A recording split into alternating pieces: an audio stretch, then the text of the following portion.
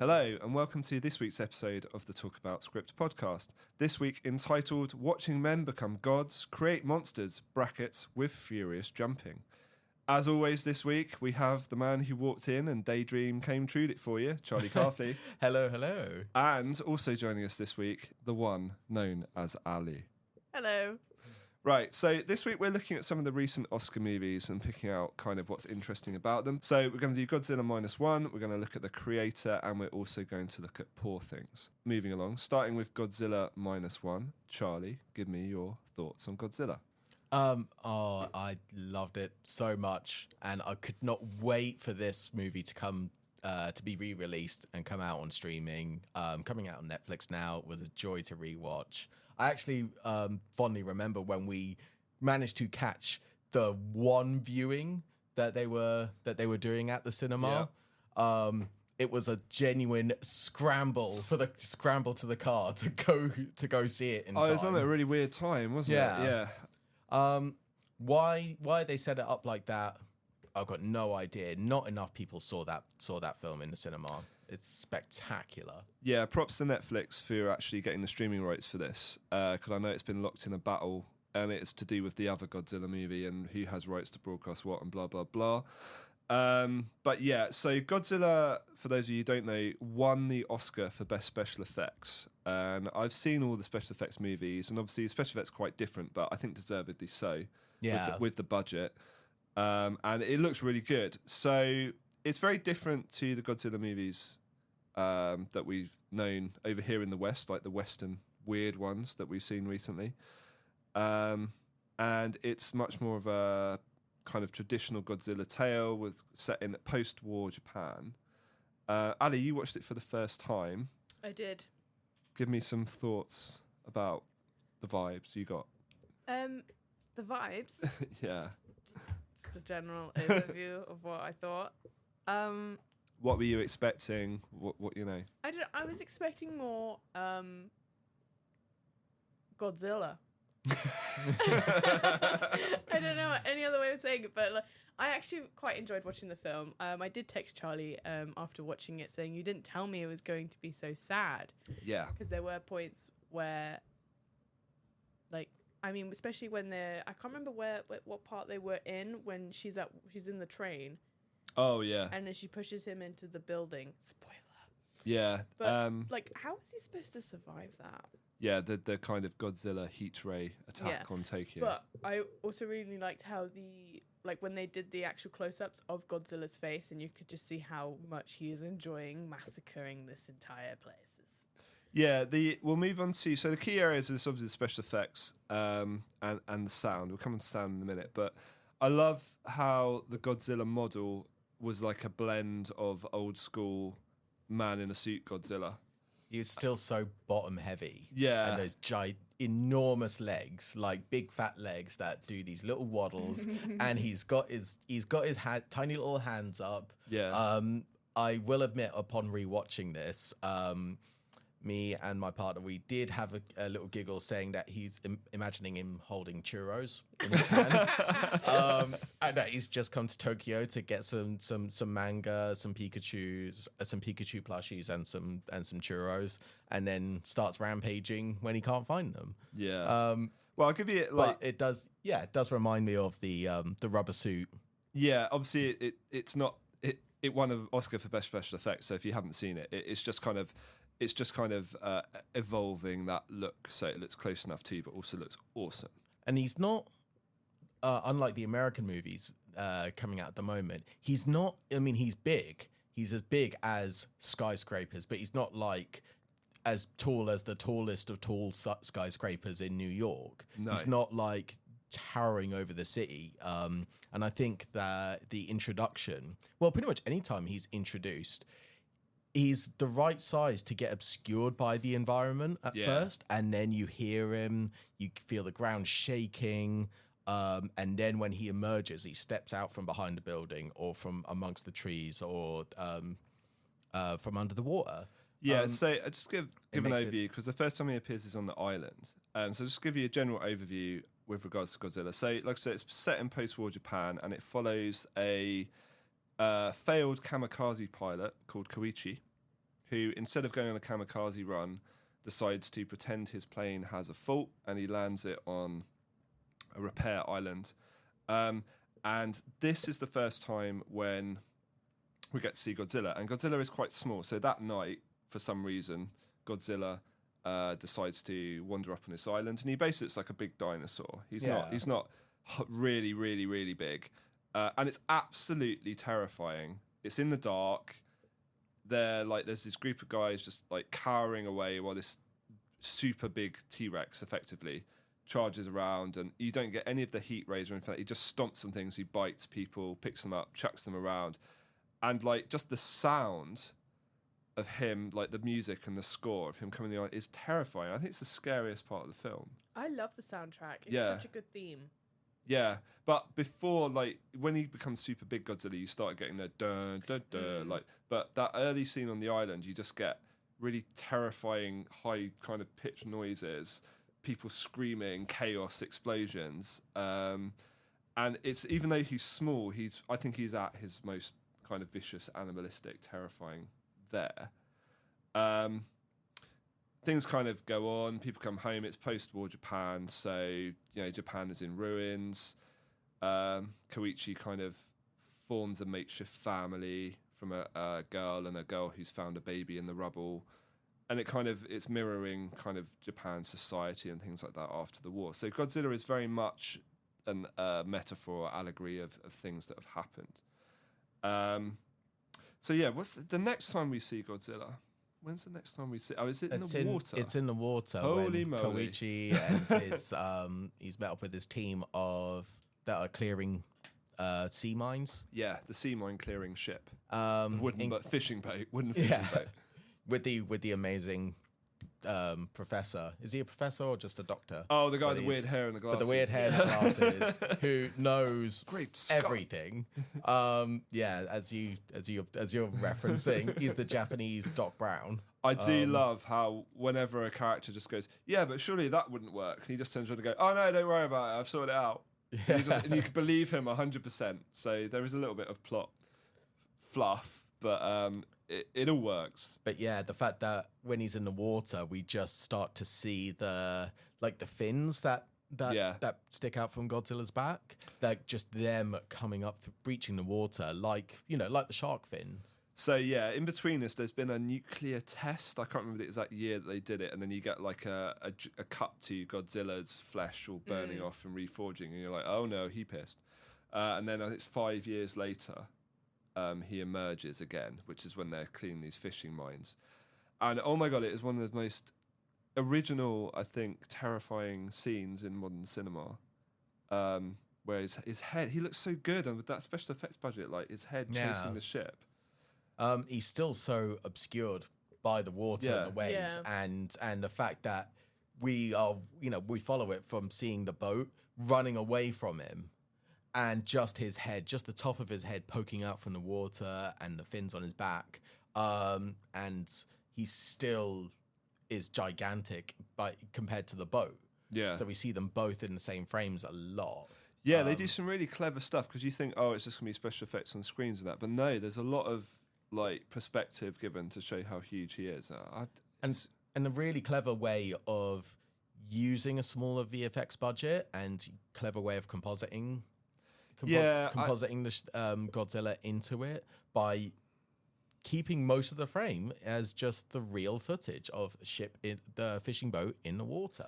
I do worry a little bit about the hours some of those special effects artists might have had to put in on this film, but we're not going to go into that now because I just don't know. But everyone's celebrating the fact it won an Oscar for having such a low budget, and that just makes me think, like, could they not have paid their special effects team more?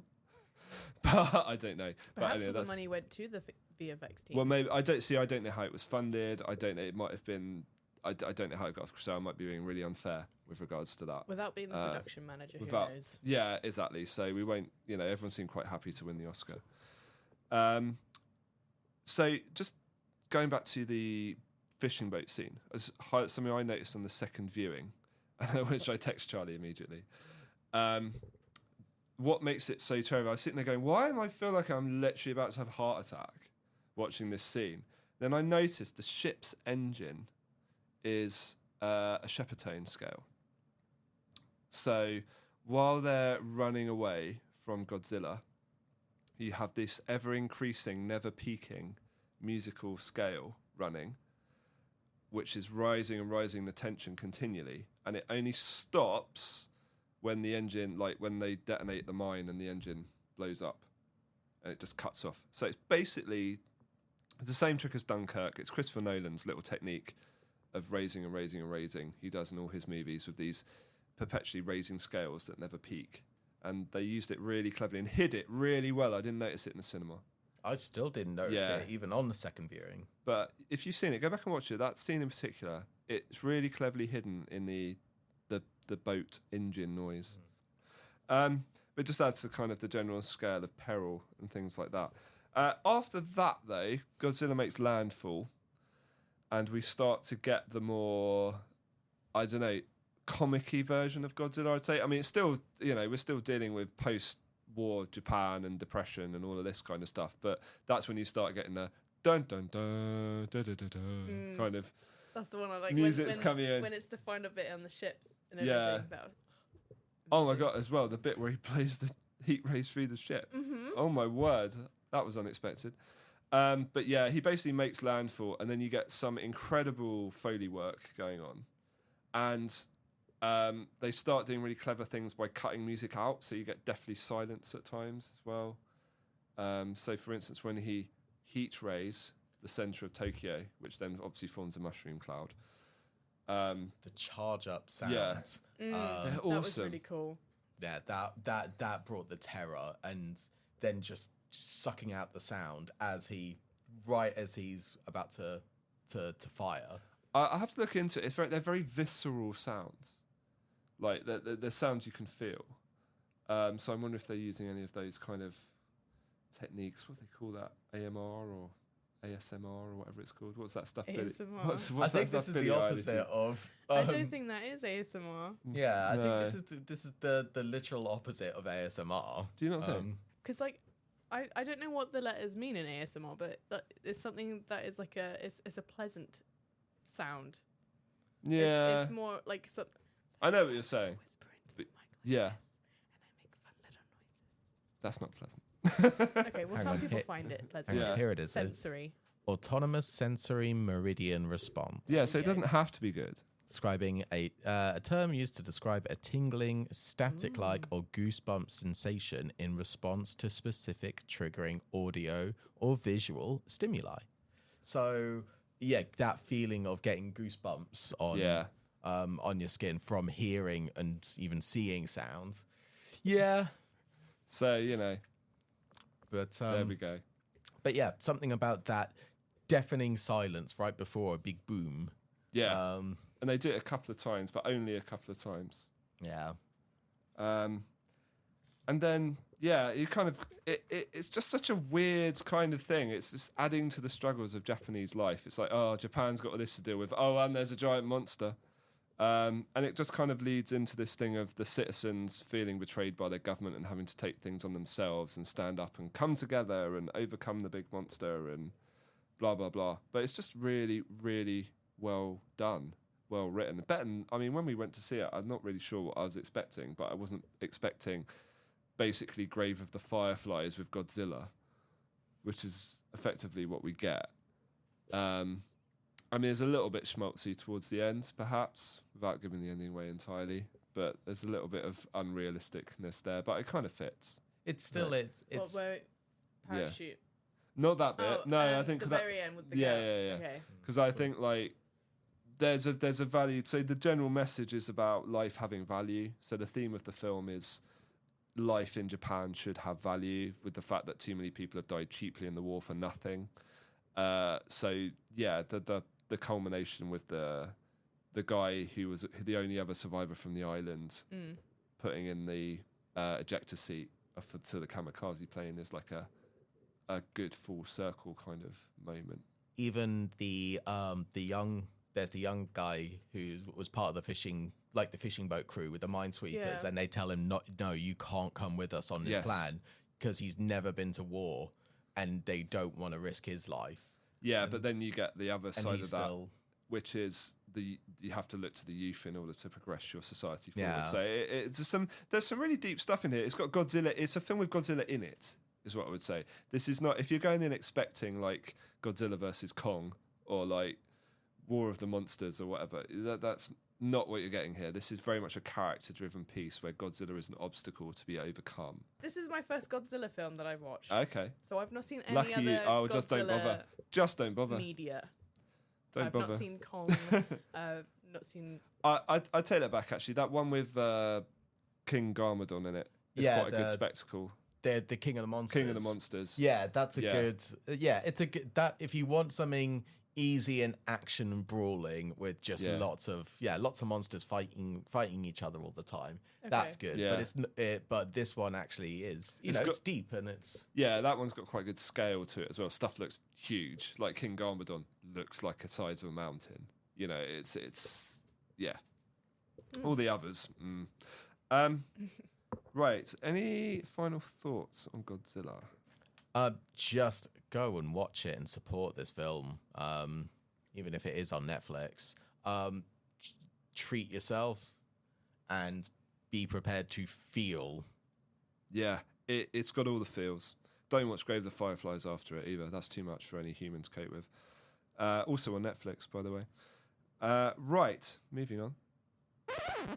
So, our second movie we're going to talk about is The Creator, ironically directed by Gareth Edwards, who also directed Godzilla 2014. Oh, that's right, he Yeah. did. So Gareth Edwards has made like 4 films. Perhaps most well-known and famous for making a film called Monsters, where he basically went through South America filming stuff and filming the locals, and most of them didn't even know they were in a movie. And as he was going, he was editing stuff on a laptop and did lots of scrubbing and changing of signs and adding in of effects and things, and made a really low-budget film which worked quite well.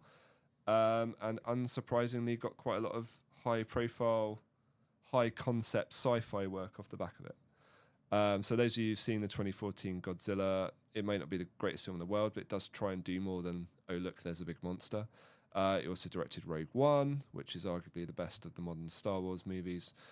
And now we arrive at The Creator, which takes high-concept sci-fi to an entirely new level. Especially timely, like given its... Yes. Yeah, the plot premise, and I guess the way that we're brought into the world with the characters. Yeah. It's something that Gareth Edwards does very well in nearly all of those movies. In Monsters, in Rogue One, and with The Creator, I definitely felt like I was, on the ground with these, either with the villages, full of people and robots and simulants, or watching even the opening scene where it's got the old-timey advert. So it starts with robots, and it starts with news footage, as a lot of these films tend to do now, to try and get over some exposition and show that how society has developed in its alternate timeline, effectively. So just a quick overview, because The Creator is complex. The basic premise of The Creator is that man has created AI. AI worships man as a god, and then man becomes scared of AI, tries to wipe AI out, and they manage to do this in the Western world, but in what they call the South Asian Alliance or something. I can't remember exactly what it's called. So in the kind of Pan-Asian world, they decide that they should live alongside AI peacefully, and thus it creates a division where you have America basically invading Asia, looking to exterminate AIs. Real world parallels, etc., whatever. But it's really about this concept of AI fearing God being human, humans becoming the monsters that they're hoping to avoid. It's on Disney Plus. You need to go and give it a good watch. Pay attention. Put your phone down while you're watching it. You'll have no idea what's going on. But it's world building, and again, unique use of Foley is awesome, which is what we kind of dive into. So, Charlie, if you want to talk a little bit about the world building to begin with. Yeah. It's something that Gareth Edwards, like I said earlier, does incredibly well. through the framing and the cinematography. It's like it's filmed on the ground with people. And when we get to see even the vehicles or the robots, the giant tanks or the giant nomad station,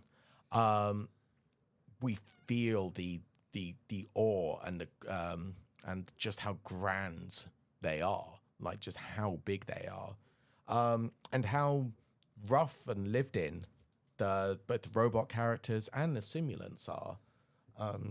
So to clarify, there are two classes of AIs in it. You have full robot characters who are, they act like people, but they just look like they're made out of, they're walking versions of Sony cassette tapes and Walkmans.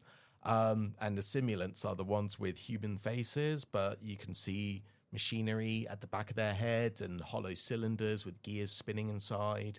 The idea that as man was creating AI, they wanted to make them close to their image.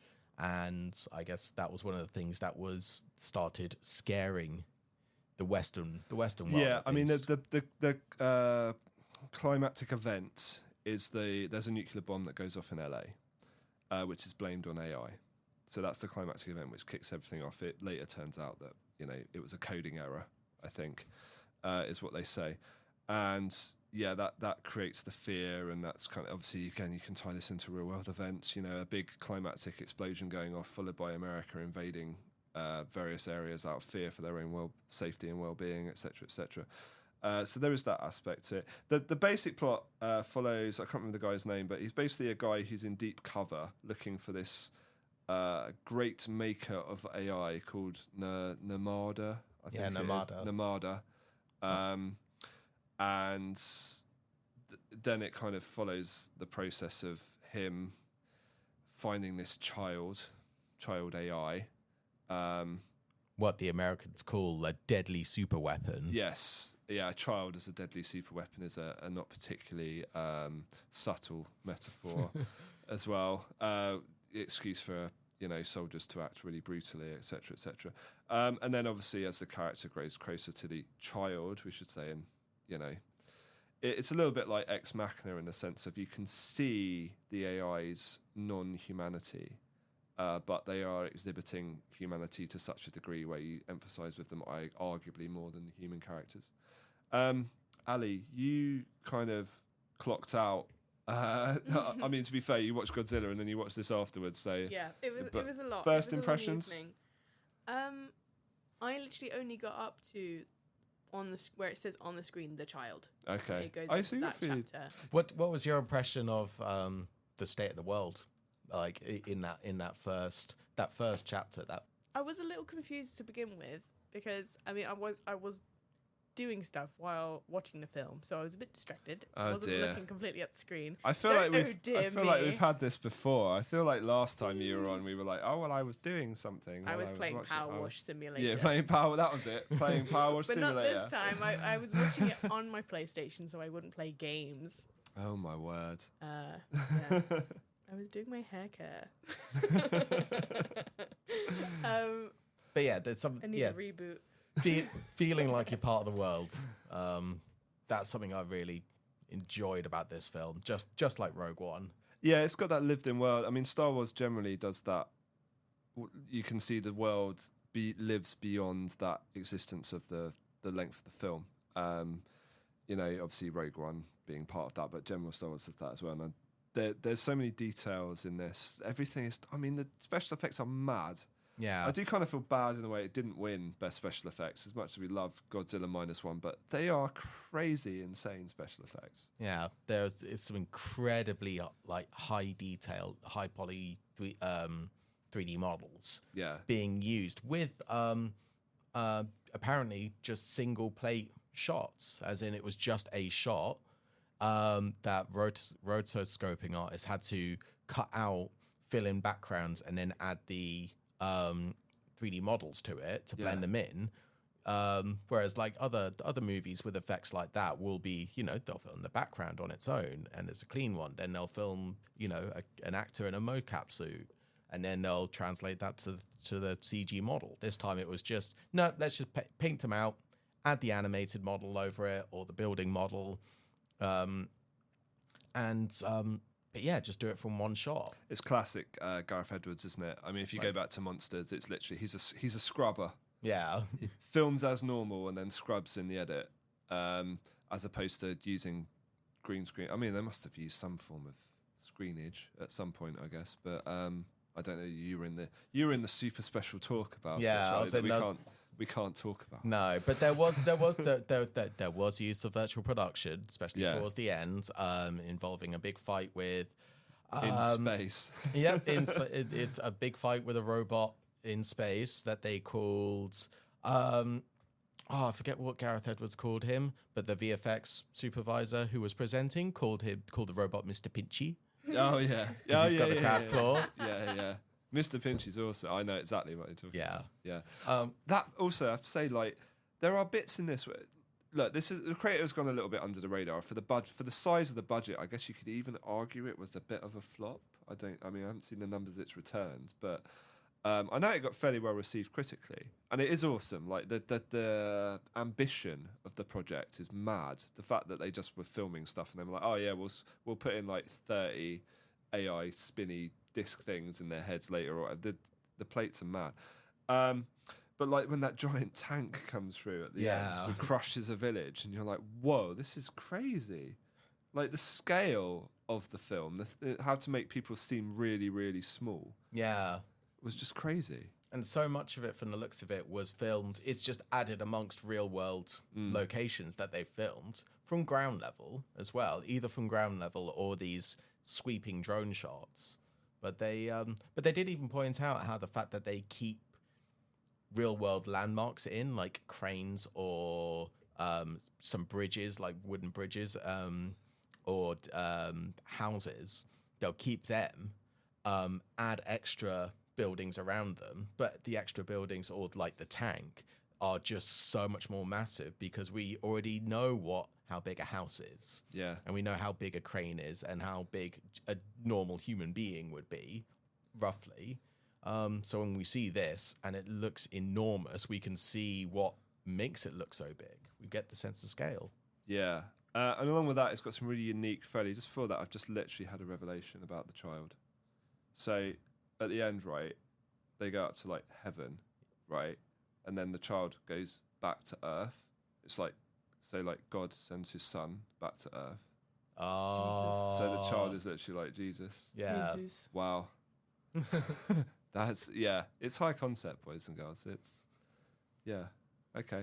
Oh. I'm just kicking myself for not spotting that before. No, these revelations occur. I'm old. It takes time to process. I'm running on low levels of RAM here. But right. yeah, the Foley, incredible with the tank. The tank of the tank. Yeah, and the Nomad. Yeah.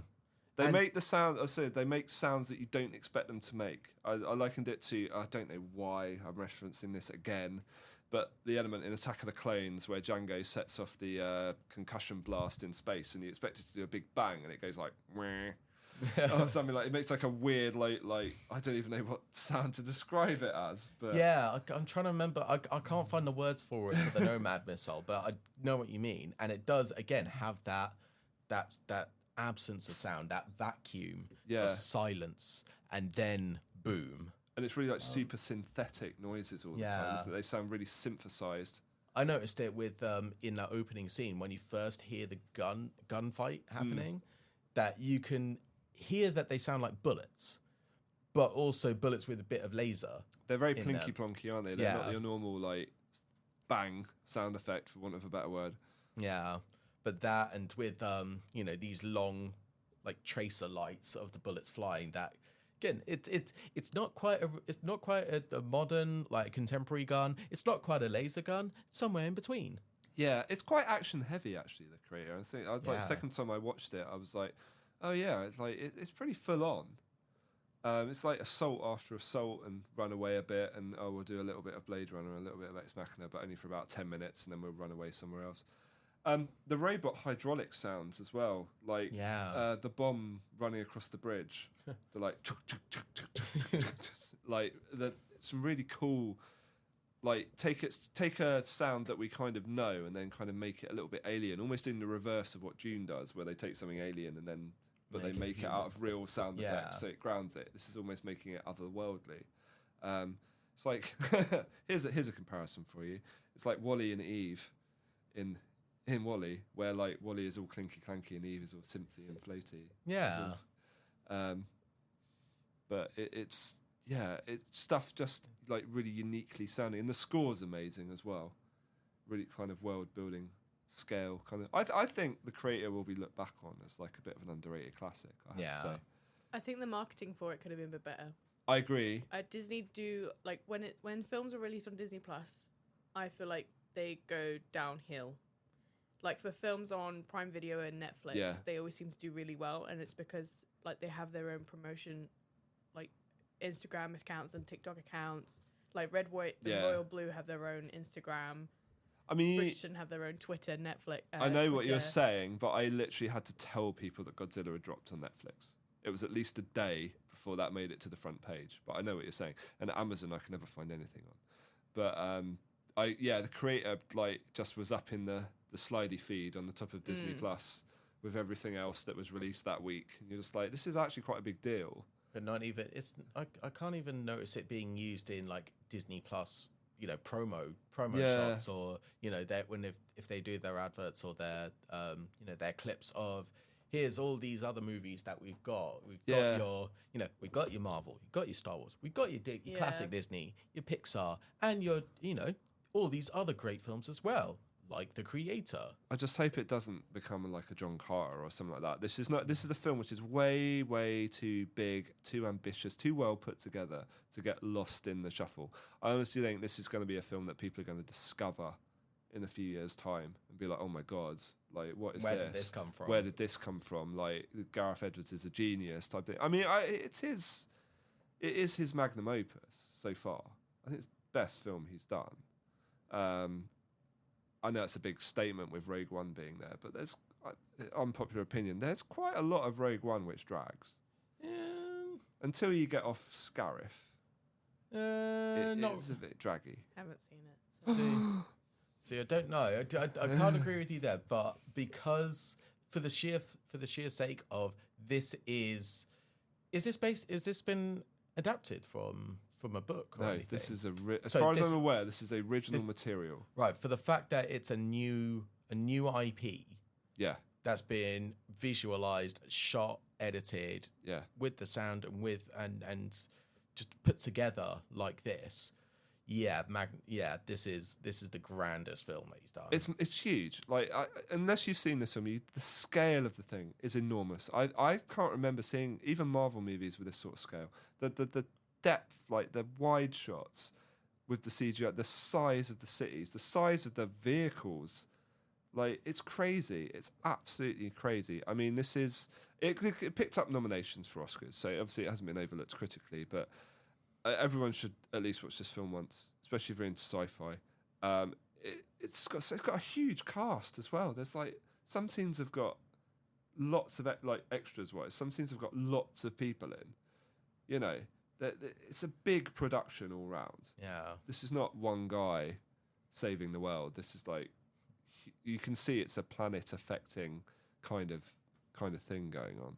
So Ali, you're actually going to go and watch this, are you? Not finished it, so I need to watch it. Yeah, pay attention. You might learn something. Charlie, that's the first time you watched it as well, wasn't it? A few days ago, yeah. That's my first time. Although even just talking about it makes me want to go home and watch it again. There's more layers, isn't there? Right, so yeah, The Creator is awesome. Gareth Edwards is awesome. Moving on. So, the last movie we're going to talk about is the wonderful Poor Things. We can't say it's been overlooked because it won multiple Oscars, BAFTAs, things like that. But not so much the sound of this one, but in terms of usefulness for filmmakers, I think the biggest thing to take away from this is just the look of the thing and how wonderful it is. So, Ali, why don't you lead us off on this? Favorite moments or favorite things visually? Ooh, okay. I've seen it 3 times because I saw it once in the cinema and then twice That cinema trip was an experience, wasn't it? Not knowing about it going in. Certainly interesting. I think best moment is is when she's in Lisbon and she's walking around on her own. She tries that pastry again and she just keeps eating them, and then she's on the rooftop and she's just enjoying the view, and then all of a sudden she's sick and there's two people on the rooftop like, what are you doing? The chaos of Bella Baxter. I love that. And we were saying that actually that Lisbon scene, which I presumed was all CGI, was not. They actually built in miniature the houses that she looks out over, which is quite incredible, and then put the VR virtual production sky around it. See, that was all screamingly obvious to me, but I just assume everyone takes the cheap route. Just because you're better than us. just because I studied animation and VFX. God. But I've been scarred forever by Attack of the Clones. I think now I just assume the worst about everything, especially because also it looks quite surrealist and quite. I think it's. Yeah, like there were moments in Lisbon, especially when like she's looking up at the skyline. I thought at first, like, is there some AI involved? See, I just kept seeing miniatures and models, like the whole thing, like not just Lisbon, Alexandria. Oh yeah, you can see it in places.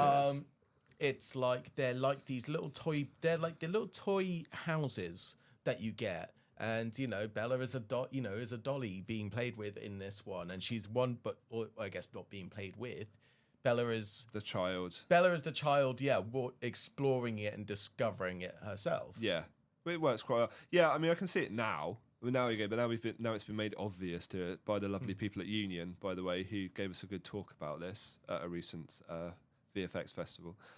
Yeah, I can see it now. Now it's been pointed out, but I just because everything's got that really surrealist, ethereal look to it. You could have got away with it all being CGI, but it's nice that they didn't actually go that route and they made it out of models and virtual production integration, and things like that. So. Yeah, it nothing else looks like it. Not even other Yorgos films. Yeah, it's certainly not the favourite. And I haven't actually. This is bad. I haven't actually seen The Lobster.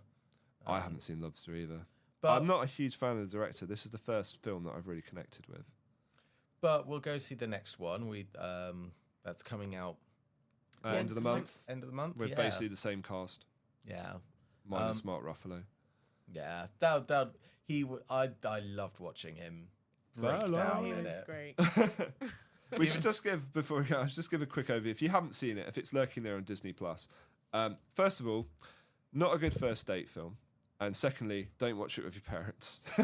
Okay, unless you're really, really comfortable with them. But basically, it's the twist. It's kind of a Frankenstein-esque tale. You've got this kind of God thematic running through. The Oscar movies have been heavy on this, because even Oppenheimer's been about like man killing God and all of this type of thing. Yeah, so God has been the center of the Oscars this year.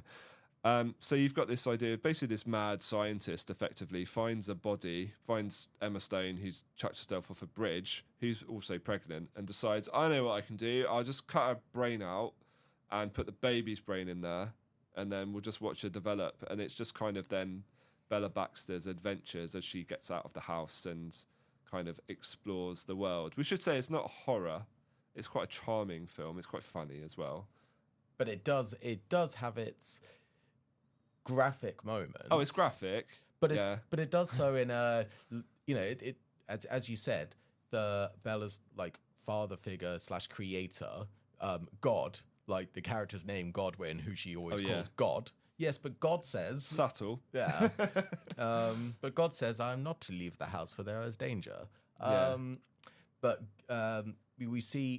God's got this academic, scientific curiosity, and even the gruesome parts where we see them dissecting bodies, any of the sexual exploration, it's done in this, it's just done in this scientific observation way. Oh yeah, it's not sexy. I mean, Emma Stone is probably more nude in this film than she is actually wearing clothes. But there's nothing salacious or sexy about it. It's all very mechanical, and it's really weirdly scientific and weirdly done, isn't it?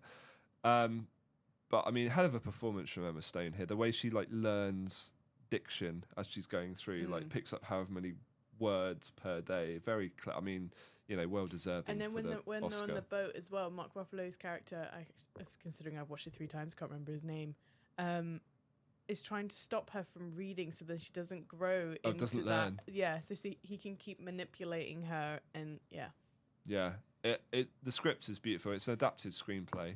I haven't read the book, but I'm told that unfortunately the author passed away before the film was finished. But I'm told we found out at the talk that his son had given the blessing over the final film, effectively as a decent adaptation, which is nice. I thought it's actually quite a sweet film for all the weirdness. There is a lot of weirdness here. If you ever want to learn about surrealism, this is the film. I think it's the most watchable surrealist film I've seen, if that makes sense. Even with the we got the visual design, the different film stock that they use to film the different sequences, Bella's hair and makeup. Like at first, she very much does have that child's incredibly long hair, but it's just long and flat and straight and hanging down. But then she starts to actually style it a bit more and experiment with it as she grows up and develops. And the cameras get, I don't know, a bit more normal. Yeah, it starts fisheye, doesn't it? Yeah. Like, lots of fisheye lens usage. Yeah, which again makes these worlds, buildings that look like miniatures and models, makes them look like they're in these little glass balls, like goldfish bowls. There's that thing of like Bella in the goldfish bowl, or all eyes on Bella, always being. It's that kind of feeling. But again, not sinister, just kind of childish playfulness, exploration. But like, she's not. It's in the goldfish bowl thing. It's like she's not really in danger. Although she's been warned that the world is dangerous, she's always in this goldfish bowl, so she's always kind of seeming camera inspired goldfish bowl, and she doesn't really learn much that's bad about the world until she gets to Greece, does she? Which is when she gets her kind of that's the first shock of reality, the first experience of inequality and injustice. That's an incredible design, by the way. Is it Alexandria? Yeah, that kind of collapsing kind of castle down built on the sand that's collapsing onto the graves of the slaves that have been building it. And you get the gondolas as well. So there's some, like I say, if you're someone out there looking for inspirations for kind of unique design, there's very few films which you could class as unique. I'd throw like Life of Pi in there, has a very unique Shape of Water, but Poor Things is incredible with regards to that, how they came up with concepts, how they Yorgos merged artists with film people. So we were privy to that talk, and they were saying where they'd taken someone who was kind of like a costume designer, who was quite a surreal costume designer, and they just put them with like a more standard film production costume designer, and went, work together, create something, and it just kind of really worked, I think, with this. And a lot about the skies, the ever-changing skies as well, the kind of weird, like the amount of mood boards and stuff of different coloured skies and different things like that was quite incredible as well. Yeah, didn't they say it was inspired by, forget the name of the artist, but one who's worked with oil and ink and water. It was all about fluids, wasn't it? How fluids react and create, and a lot of that work was literally, they hired the artist, and then they kind of went over and gave special effects layers and things, and that became the kind of skies and seas and things like that they used to give it an even more kind of weird and wonderful thing. I have to go back through and look at the skies specifically. I think there's a geeky thing to say, because I didn't really notice them the first time outside of Alexandria and when they're on the boat, but it's a constant, like, really important aspect. Aside from that, it's just a hilarious film. It is very funny. It has quite a lot of funny moments, even when they're going through like the sexual exploration bit. Well, that's basically the film. It's a bit it gets to a point where it's like, oh my god, are we moving on from this? Are we still on it? Are we still on it? And it does have its funny moments, but like shockingly funny. Yeah. It's hard to describe. It's hard to describe if you haven't seen it. Like, say, they're permanently having sex with each other, but it's not sexy. Well, that's it. It's she is exploring the world, exploring herself, and it includes having lots of sex, but it's not. Nobody shames her for it. No, and no part of the movie shames her for it. No, she's shameless, isn't she? It's that childlike thing of just like, well, this is what I'm doing now. Yeah, it's not even out of a sense of defiance or rebellion. It's just, I want this. I'm doing this. Why can't I do that? Yeah, why? Yeah, why? They're in France. Why? Oh, yeah. Now I am whoring. Yeah. I need money. And I like sex. Yes, you seem upset by this revelation when I thought it would be a boon to our relationship. I now can confirm that you are a better bedman. Poor and then Mark right after Ruffalo. that, you go, "You've had money this entire time." Oh yeah, there is thought it would be an adventure. Yeah, I mean, like, I know it's adapted, but the adaptation from the book, the script is excellent, and the delivery. I mean, I've heard some people say that they find some of the characters annoying or whatever, and I can kind of see that. But People just find something to complain about. Yeah, if you get it, if you tune in with it, it works beautifully. The kind of interaction between Mark Ruffalo and Emma Stone, I mean, there's definite chemistry there. They work really well, and they're such an odd couple to put together as well. Especially like with the dancing as well, when she just starts going, and then he's trying to cover it up that they're both weird dancers. They're both eccentric. Yeah, but he's quite eccentric himself, though, as a character, isn't he? Yeah, but I feel like that dancing scene was more of a cover up because he doesn't want her. That was in Lisbon, wasn't it, with the fish? Yeah. Yeah. It's like he's trying to cover up the fact that, like, oh no, I'm with a weirdo. Yeah. Oh yeah, he definitely gets embarrassed by it, doesn't restaurant he? as well. He says you need to say this pastry is crisp or something. It's just like, my father's in hospital. How wonderful! Yeah. How did they get this pastry so crisp? I mean, but this is the thing. There's a wealth of options out there on Disney Plus. You can watch The Creator, and then you can watch Poor Things afterwards. If you want something to cheer you up and to have a good giggle at, the Poor Things will be it. And both of the films for you to be there going, what on earth have I just watched? Especially with the beginning of Poor Things. I think I definitely said that to myself when we were watching it, especially with the music going to boom, boom, boom. Yeah, again, the score for Poor Things is very kind of lo-fi, weird. Even the music's surreal. It's when the strings start going off key, it's like they're learning the instrument and they're learning how to compose as they're playing the soundtrack. Everything kind of mirrors Bella's development, doesn't it? As she becomes more confident, the sound comes in more fully. By the end, it goes very it's full orchestral, isn't it? She's adding instruments. It's like adding things to her bow, as it were, as it goes. She reads. Exactly. The more enlightened she becomes, the world makes more sense to her, and she hears things and sees things in different ways. I think we should shout out specifically whoever's job it was to go and sort out the non-CGI animals. Do you mean the animal handlers or the compositors? The compositors. So the Franken animals. So you get like a duck, like a duck's head on a dog's body and a pig's face on a chicken's body, and none of it was CGI. They were real animals that they had to kind of mimic each of them within the scenes and try and work out that they were like get them to try and move in the same sort of way, and then some poor soul had to then go and like stitch these two bits together in an editing suite. That was the CG bit. If we're using that word, if we're using the term CG to describe like what's a digital model that's been made in it, that bit of flesh with the scar tissue, that's the only CG bit. Yeah.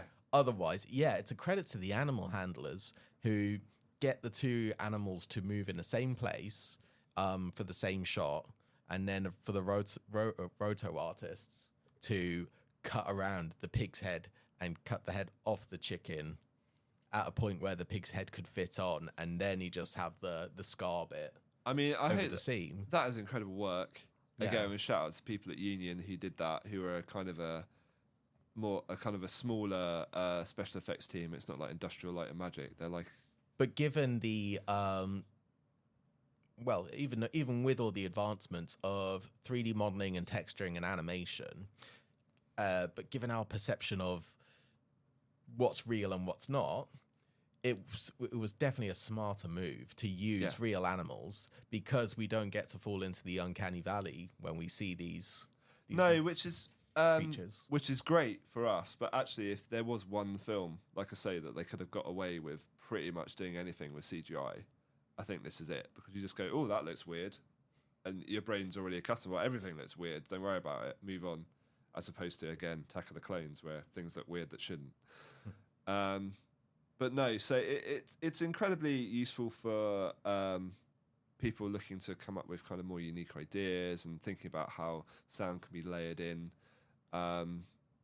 with regards to kind of a greater emphasis of development of the overall kind of process of storytelling, and just how things like that tied in with the weird camera angles and camera lenses. It's I can't think of a film as unique. I mean, even The Favourite and stuff like that isn't as weird as this.